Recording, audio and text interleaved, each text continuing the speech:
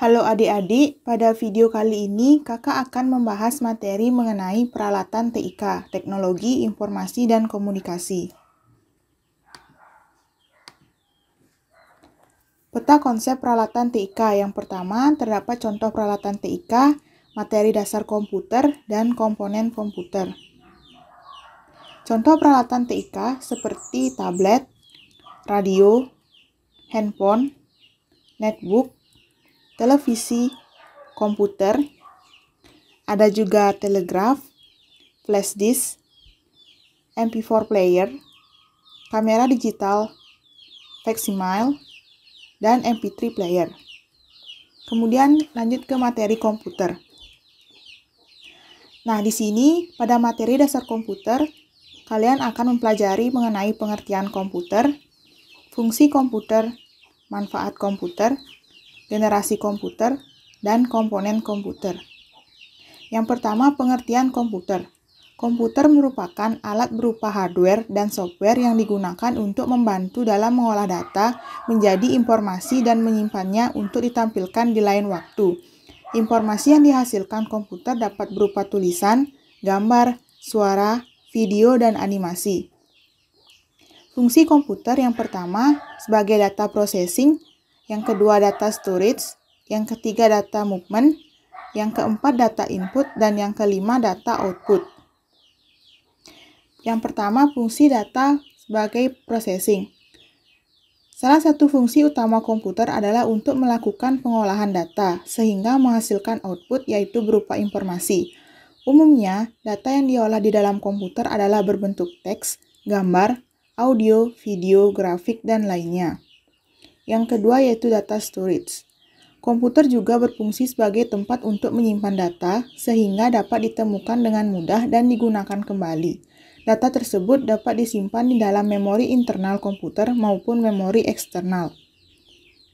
Yang ketiga, data movement. Fungsi lain dari komputer adalah untuk memindahkan data dari satu komputer ke komputer lainnya atau berbagai alat output lainnya. Yang keempat, sebagai data input. Komputer dapat menerima informasi atau data dari sumber lain. Data tersebut diterima melalui aktivitas di keyboard, mouse, dari komputer lain atau peralatan lainnya. Yang terakhir yaitu data output. Fungsi komputer berikutnya adalah untuk menghasilkan output atau informasi setelah melalui proses pengolahan data. Informasi tersebut dapat disajikan melalui monitor, alat printer, dan speaker. Kemudian, manfaat komputer. Yang pertama, sebagai media untuk mempermudah pekerjaan, media untuk mencari informasi, sarana penunjang pendidikan, media komunikasi, sebagai lahan usaha, alat kontrol, dan sebagai media hiburan. Generasi komputer. Generasi komputer ini terdiri dari 5 generasi. Yang pertama, generasi pertama yang dimulai dari 1946 sampai dengan 1559. Kemudian generasi kedua yang dimulai pada tahun 1959 sampai dengan 1965. Generasi ketiga dimulai pada tahun 1965 sampai 1970. Generasi keempat yang dimulai sejak tahun 1970. Kemudian generasi kelima. Generasi pertama, sejarah komputer generasi pertama yaitu digital elektronik atau bisa disebut dengan ENIAC atau Electronic Numerical Integrator and Calculator, merupakan salah satu yang digunakan sebagai kebutuhan umum.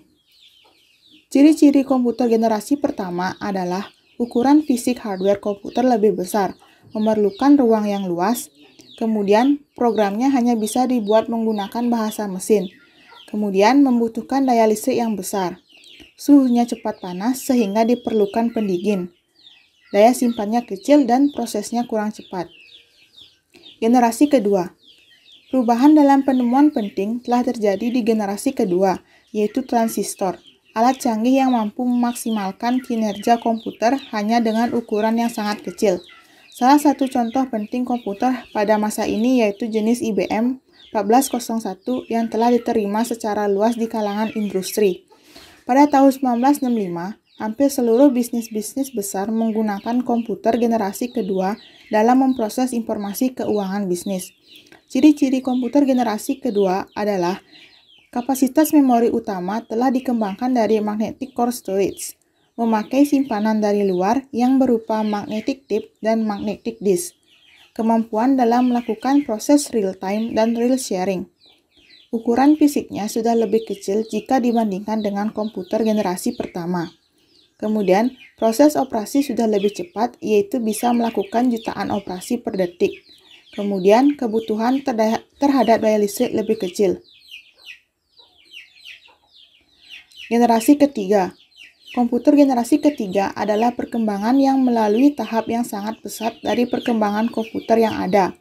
Komputer generasi ketiga muncul sejak era 1964 sampai dengan 1970-an. Pada generasi ketiga inilah sejarah komputer teknologi Integrated Circuit atau IC menjadi salah satu ciri utama, karena mulai familiar dan banyak digunakan pada sebuah perangkat komputer hingga generasi sekarang.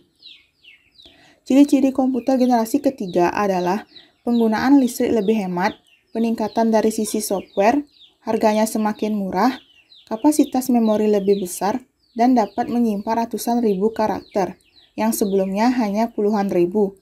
Kemudian, karena telah menggunakan IC, maka kinerja komputer menjadi lebih tepat dan cepat.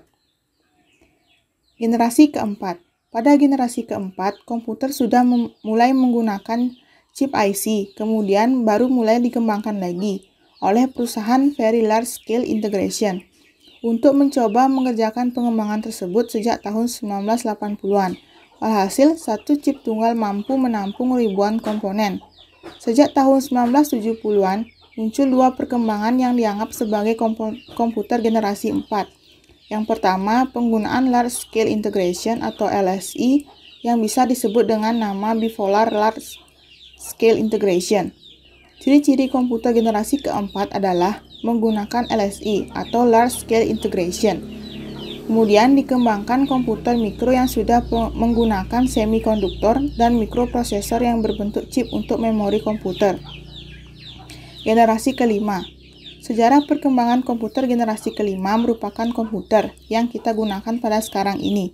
Generasi ini ditandai munculnya LSI, Large Scale Integration, yang merupakan pemadatan ribuan mikroprosesor di dalam sebuah mikroprosesor pada saat ini. Selain itu, juga ditandai dengan munculnya semikonduktor dan mikroprosesor.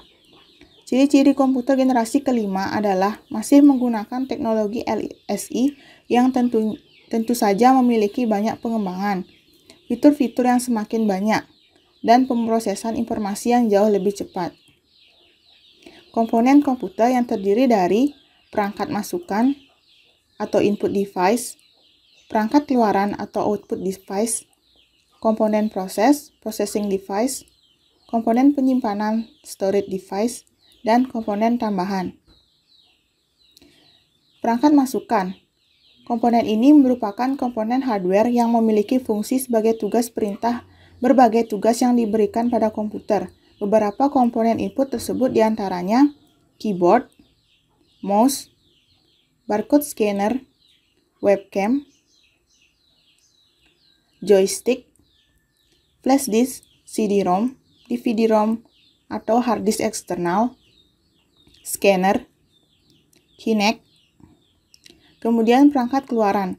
Perangkat keluaran adalah komponen yang memiliki fungsi untuk menampilkan informasi dari perintah yang telah diproses oleh komputer, seperti monitor, proyektor, headphone, printer, headset, flat panel display atau FDP, speaker, plotter. Kemudian short card atau kartu suara, dan VGA card atau Virtual Graphic Array. Selanjutnya yang ketiga, komponen proses. Komponen ini memiliki fungsi untuk mengolah data atau memproses perintah yang diberikan oleh brainware yang kemudian ditampilkan pada komponen output, seperti prosesor, Central Processing Unit, power supply, RAM, motherboard. Kemudian komponen penyimpanan. memiliki fungsi sebagai penyimpan berbagai macam data digital, yang tujuannya agar data yang tersedia bisa disimpan dalam waktu tertentu sehingga bila suatu saat data tersebut dibutuhkan bisa dibuka kembali.